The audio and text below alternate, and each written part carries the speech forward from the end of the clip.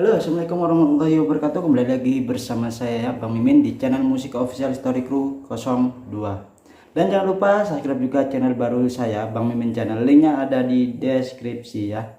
Kali ini saya akan membawakan apa lagi kalau bukan novel The Story of Ye-chan, karena Mimin belum menemukan novel terbagus atau yang sepadan dengan Ye-chan ya, dengan novel Ye-chan ya. Mimin akan membawakan novel yakni 4 bab ya. Mohon maaf 4 bab karena Mimin nganggur ya, mending yang bikin video ya kan. 4 bab yakni dari bab 4181 hingga 4185. Di mana anak buah Ye-chan atau anak buah Wang Paojon yang sedang mengintai anak buah dari geng itu ya, geng Itali, untuk menyergap di saat mereka mau masuk ke rumah Liu Sofen ya. Langsung saja ke ceritanya, oke? Duduk dengan santai dulu.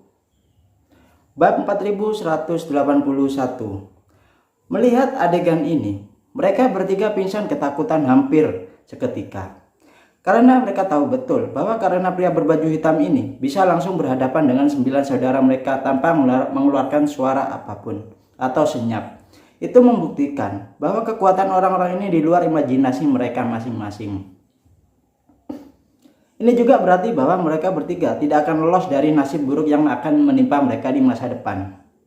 Tepat ketika mereka bertiga ketakutan, beberapa pria lagi berjalan dengan 4 pria koma di punggung mereka. Dan salah satu dari mereka berkata, Tuan, kami menemukan 4 pengemudi di mobil dan bagasi lain. Ada juga 2 koma, wanita yang bersembunyi di bagasi. Melihat saudara laki-laki di depan mobil mereka juga tertangkap ketiganya. Segera menyadari bahwa kali ini mereka benar-benarlah tamat ya. Mereka bertiga terlalu takut untuk berbicara dan mereka terus memikirkan cara untuk keluar dan lari dari masalah ini. Melihat mereka bertiga tidak berbicara, Bang Paojon segera mengeluarkan tangannya dan meraih leher pria di depan itu. Dia menemukan ibu jarinya pada jakun dan mengarahkan sedikit kekuatan dan wajah pria itu memerah. Dan dia sangatlah kesakitan, tapi tidak ada suara yang keluar dari mulut mereka. Bang Paojon menatap pria itu dan berkata dengan dinginnya, "Jika kamu tidak mengatakan apa-apa kepadaku, aku akan mematahkan lehermu sekarang. Bagaimanapun, jika kamu tidak mengatakan apa-apa saja, saya masih memiliki lebih dari selusin orang yang dapat bertanya kepada Anda satu persatu, dan seseorang akan selalu mengatakannya." Pria itu melebarkan matanya ketakutan, dengan putus asa mencoba menganggukkan kepalanya. Melihat ini, Bang Paojon melepaskan ibu jarinya dari lehernya, sehingga pihak lain akhirnya bisa bernapas dengan normal. Segera setelah itu, pria itu buru-buru menunjukkan seseorang pria kulit putih koma di tanah dan berkata dengan terengah-engahnya, Dia adalah bos kita." Wang Paojon segera mendorong pria itu ke tanah, lalu berjalan ke pemimpin yang tidak sadarkan diri saat ini, menjambak rambutnya dan langsung menariknya dari tanah. Rasa sakit yang parah di kulit kepala membuat pria itu langsung bangun dan kemudian dia menatap Wang Paojon dengan ngeri dan berkata, Kamu siapa kamu? Kamu siapa?" Wang Paojon berkata dengan dinginnya, "Biarkan saya yang bertanya, di mana Anda akan bertemu selanjutnya?" Pria itu terlalu takut untuk berbicara karena dia tahu betul bahwa jika dia berbicara, Andre tahu bahwa dia pasti akan membunuh nanti. Melihat dia diam, Bang Paojon mengeluarkan belati dan memasukkannya di antara tulang rusuk kakinya tanpa berkedip. Siapa yang mengira bahwa Bang Paojon akan menusuk pisau sesegera mungkin setelah dia muncul, dan luka itu tiba-tiba akan menyakiti hatinya dan rasa sakit yang hebat langsung dari luka ke organ internalnya. Sebelum dia bisa berteriak, Bang Paojon berkata sambil tersenyum, "Jangan takut, saya belum menusuk Anda di bagian vital Anda, dan pisau saya tidak memiliki saluran darah. Jadi kulit dan lemak tubuhmu itu sangatlah bagus. Tanah melekat pada kedua sisi pedang, jadi tidak ada setetes darah pun yang akan mengalir keluar." Kata-katanya agak susah ya diartikan, itu tanah itu. Mendengar ini, pihak lain menjadi pucat karena ketakutan. Pada saat ini, Bang Paojon melambaikan tangannya dan yang lain ke pria di sebelahnya, dan pihak lain segera mengirim jarum suntik mikro. Jarum suntik jenis ini panjangnya hanya 2 atau 3 cm, dengan panjang jarum sekitar 1 cm saja, dan bagian belakangnya adalah kantong obat berbentuk tabung dan kantong obat itu berisi sekitar 1 milimeter cairan yang tidak diketahui. Wang Pojon memandang pria itu dan berkata dengan ringannya, "Lukamu seharusnya sangatlah menyakitkan, kan? Tapi jangan khawatir, obat ini di tanganku. Ini memiliki efek stimulasi yang kuat pada sarafmu. Rasa sakitnya akan meningkat 100 kali lipat dan maka Anda akan merasa lebih asam atau lebih sangatlah menyiksa."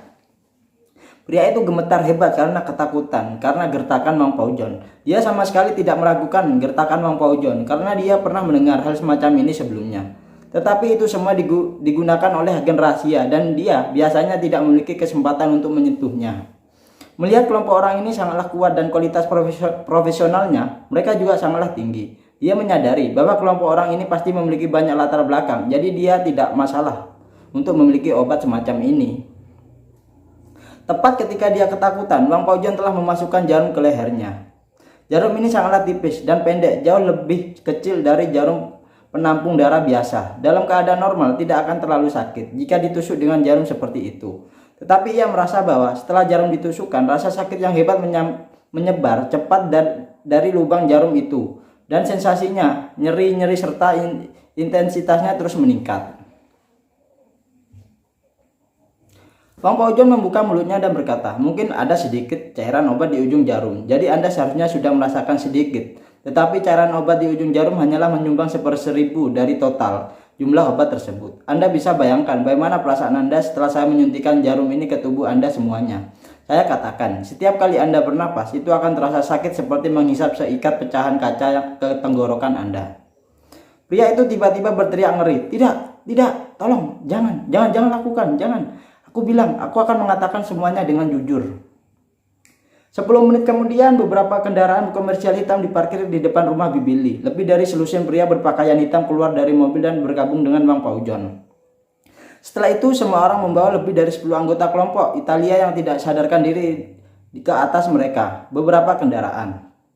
Segera setelah itu, kedua gadis itu menaiki salah satu kendaraan komersial di bawah pengawalan Wang Pojon. Setelah itu kendaraan niaga ini bersama dengan 4 sedan dari anggota grup Italia sebelumnya meninggalkan rumah Bibi Li dan meraung menuju dermaga. Bibi Li yang masih bingung ditinggalkan di villa ditemani oleh 3 tentara wanita dari istana Wang Long.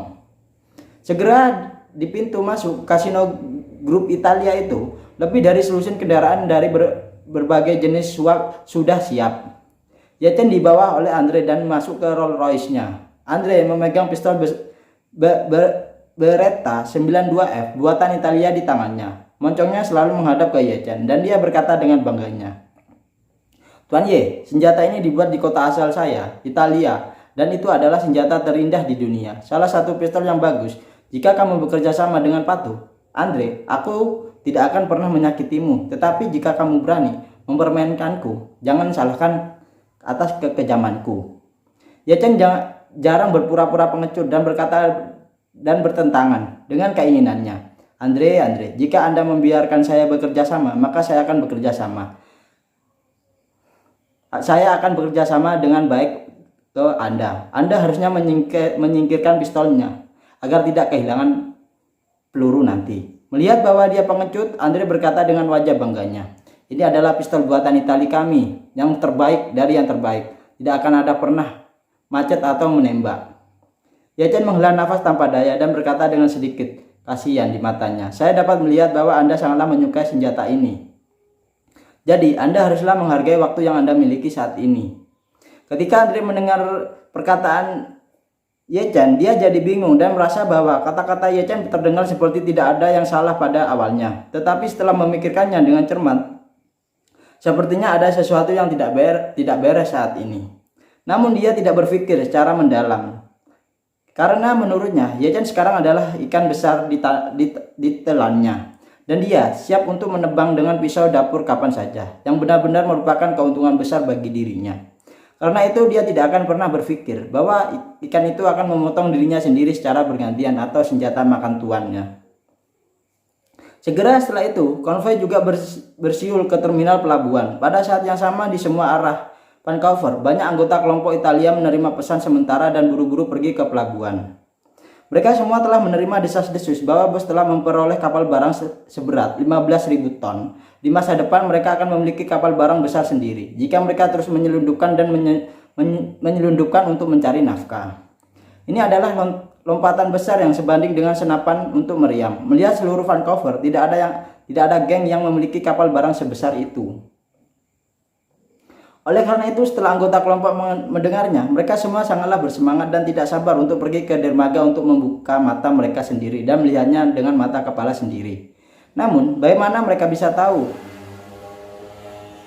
bahwa pada saat ini kapal barang ini telah melakukan semua persiapan sebelum keberangkatan, menunggu kelompok penumpang khusus mereka naik ke kapal.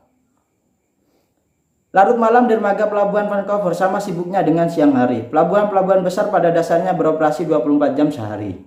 Sehingga bahkan di tengah malam lampu masih terang, sejumlah besar truk pengangkut peti kemas terus memasuki dan keluar dari dermaga, terus menerus bongkar muat kapal barang yang berlabuhan. Oleh karena itu, kendaraan yang datang ke dermaga silih berganti tidak menimbulkan kewaspadaan yang berlebihan. Di bawah bimbingan anggota kelompok Italia, Wang Paojan tiba di pelabuhan terlebih dahulu, dan kemudian di dermaga kapal kecil itu, ia dengan mudah menurunkan kapal barang bobrok seberat 1000 tonnya. Di kapal barang itu ada 8 anggota sindikat Italia serta 3 wanita muda yang mereka culik. Selain 2 yang dibawa oleh Wang Paojan, yang lainnya total 5 wanita muda diculik oleh kelompok itu dan akan dikirim ke laut lepas malam ini. Pada kapal barang bobrok ini, Wang Paojan melakukan percobaan kejutan pada geng tersebut dan menemukan bahwa pemimpin sebenarnya dari geng tersebut adalah seorang Italia bernama Francesco Ricci. Dan Francesco itu ternyata adalah adik laki-laki Andre. Menurut pengakuan Francesco, mereka awalnya berencana untuk berlayar ke laut lepas pada pukul 3 dan hari ini tadi bertemu dengan kapal-kapal yang datang untuk mengambil barang di lokasi tertentu di laut lepas. Setelah pertemuan, pihak lain akan menjemput gadis-gadis ini terlebih dahulu untuk pembayaran transaksi. Mereka tidak akan membayar grup Italia sampai mereka mendapatkan gadis-gadis itu. Selain itu, Wang Paojan langsung membawa semua orang ini ke kapal barang yang dibeli oleh Ye Chen. Dan di kapal barang ini ada lebih dari 100 tentara Istana Wanlong dalam penyergapan saat ini, hanya menunggu kelompok Italia datang ke pintu atau memakan umpannya. Ketika Andre tiba di dermaga bersama Ye Chen dan sekelompok bawahannya, tim telah berkembang dari kurang dari 10 mobil di awal menjadi setidaknya 7 atau 80 mobil di sepanjang jalan. Banyak bawahan yang menerima pesan dan pergi ke dermaga sendirian atau dalam kelompok 3 atau 5 bergabung dengan konvoi langsung setelah bertemu konvoi Andre, sehingga ukuran tim semakin besar dan meluas. Pada saat mereka mencapai dermaga, konvoi sudahlah membentang hampir 1 kilometer. Kapal barang yang dibeli oleh Ye Chen tidak berlabuh di dermaga bongkar muat karena dinyatakan membiarkan pelabuhan kosong, sehingga lokasinya jauh lebih tenang daripada area bongkar muat. Sebagian besar kapal yang merapat adalah kapal barang yang belum mulai berbaris untuk memuat, sehingga kapal dalam keadaan yang gelap gulita. Di kapal barang seberat 15.000 ton milik Ye Chen, lampu menyala terang saat ini. Dari kejauhan di bawah, Anda dapat melihat tanda aktivitas personel di geladak dan jembatan. Sepertinya pelayaran akan segera dimulai dan orang-orang ini tampaknya sangatlah mirip dengan kru yang bersiap untuk berlayar. Andre melihat kapal barang besar berhenti di depannya dan dia sangatlah bersemangat di dalam hatinya dan bergumam, kapal ini sangatlah besar dan sangatlah indah. Pada saat ini di dalam hatinya dia tidak sabar untuk segera bergegas ke kapal dan berdiri di haluan dan berteriak, "Aku adalah Raja Vancouver." Dengan kapal seperti itu, kekuatan kelompok saya juga dapat meningkat banyak di masa depan nanti. Dan saya juga dapat mengembangkan bisnis perkapalan di masa depan nanti. Grup Italia yang dikuasainya hanya dapat dianggap sebagai geng lapis kedua di seluruh Vancouver. Meskipun dia selalu memiliki ambisi untuk berkembang, dia tidak dapat menemukan cara untuk berkembang. Tapi semuanya berbeda untuk sekarang. Dengan kapal ini, grup Italia memiliki lebih banyak kemungkinan dan ruang lebih luas. Mungkin kapal ini adalah tempat impian Anda dimulai. Memikirkan hal ini, hatinya tidak bisa menunggu lebih lama lagi. Setelah mobil berhenti di tepi dermaga, Andre tak sabar untuk mendorong pintu dan turun dari mobil. Segera setelah itu, puluhan kendaraan parkir berjajar di dermaga pantai. Andre berjalan ke sisi lain kursi belakang dan membuka pintu mobil mengarahkan pistol ke Ye Chen dan berkata sambil tersenyum, "Tan Ye, tolong keluar dari mobil sekarang." Ye Chen berpura-pura marah dan turun dari mobil, tampaklah seperti dia sedih, tetapi hatinya sudah bahagia. Dia benar-benar tidak tahu bahwa Andre ini sangatlah mudah dipancing. Dia hanya melemparkan umpan di depannya, dan sebelum dia sempat memancing, ikan itu berinisiatif untuk menggigit kailnya dengan inisiatifnya sendiri. Selain itu, dia adalah raja ikan yang di antara kelompok ikan, membawa anak buahnya untuk menggigit kail bersama-sama. Perasaan ledakan sekali tembak ini sangatlah asam dan menyegarkan. Seluruh proses penangkapan ikan sangatlah lancar, dan setiap langkah pengembangan berada di bawah kendali Ye Chen itu sendiri. Pada saat ini 2 atau 300 orang turun dari lusinan mobil tersebut. Sekelompok orang sangatlah bersemangat ketika mereka melihat kapal di depan mereka itu. Beberapa dari mereka berteriak, "Bos, karena kapal ini milik kita, di masa depan kita harus membawa kapal ini ke laut lepas dan merayakannya dengan pesta besar di geladak kapal ini." Proposal ini segera disetujui oleh semua orang, dan adegan ini penuh dengan sorakan. Yang lain bersorak, "Kalau begitu kamu harus menemukan lebih banyak gadis seksi. Omong-omong, cari DJ untuk membuat suasana lebih asik." Ketika orang banyak mendengar ini, mereka bersorak lagi, "Hore!" Guoli berkata dengan bangganya, "Jika ada pesta, pastikan untuk menyiapkan lebih banyak anggur. Dan ketika saya mabuk, saya akan tidur di geladak." Andre juga puas dan berkata sambil tersenyum, "Jangan khawatir. Semuanya besok malam kita akan mengadakan pesta super yang belum pernah terjadi sebelumnya di geng Kanada." Setelah selesai berbicara, dia menatap Guoli dan berkata dengan serius, "Guoli, kamu bertanggung jawab atas masalah ini ya." Guoli berkata dengan penuh semangatnya, "Jangan khawatir bos, saya pasti akan membuat pesta ini lebih seru dan meriah." Andre mengangguk puas, menatap kru di geladak dan berteriak, "Hei, hei, hei, turun dan buka palka untuk saya." Karena ukuran kapal kargo lebih besar ketika merapat di pelabuhan, ketinggian geladaknya paling atas, hanya 10 meter atau tinggi lebih puluhan meter dari dasar dermaga. Oleh karena itu, setelah dek pintu samping akan dibuka, setelah dipasang dengan beberapa kabel, dan papan akan ditempatkan di antara pintu dan dasar dek untuk memudahkan naik dan turun kapal. Andre berdiri di luar pintu kabin saat ini, tetapi pintu kabin tertutup dan hanya bisa dibuka dari dalam. Namun para kru tampaknya tidak setuju dengannya dan bertanya dengan kelahnya, "Siapa kamu? Tolong tinggalkan kapal barang kami segera atau saya akan memanggil polisi." Andre menodongkan pistol ke Ye Chen dan berkata dengan dinginnya, "Tuan Ye, beritahu dia." Ye Chen mengangguk dan berkata, "Ini aku, buka pintunya." "Tuan Ye!" Para kru berseru dengan cepat bertanya, "Apakah Anda baik-baik saja, Tuan? Apakah Anda ingin saya memanggil polisi?" Ye Chen buru-buru berkata, Tidak perlu memanggil polisi. Mereka semua adalah temanku. Kamu cepat buka pintu." Kemudian kru berkata, "Oke Tuan, tunggu sebentar." Setelah berbicara, dia mengambil walkie-talkie dan berkata, "Kawan, teman kedua, bukalah pintu untuk Tuan Ye. Ada di sini Tuan Ye." Segera pintu tertutup di sisi kapal kargo dibuka, dan seseorang anggota kru di dalam melihat Ye Chen dan berkata dengan hormat, "Halo Tuan Ye, gimana kabar Anda?" Ketika Andre melihat palka terbuka, dia merasa seperti seorang jenderal yang bertempur di mana-mana di zaman kuno yang baru saja meletakkan sebuah kota, dan pihak lain telah membuka gerbang kota, menunggu pekerjaan dan pemerintahannya. Pada saat ini suasana hatinya luar biasa bersemangat, dan rasa dirinya telah berkembang ke ranah baru yang belum pernah terjadi sebelumnya. Dia sangatlah puas. Dia berteriak kepada anggota kelompok di belakangnya, Saudara-saudara lakiku, kapal ini akan menjadi milik kita di masa depan. Ikutlah denganku dan selamat berkunjung. Selamat datang."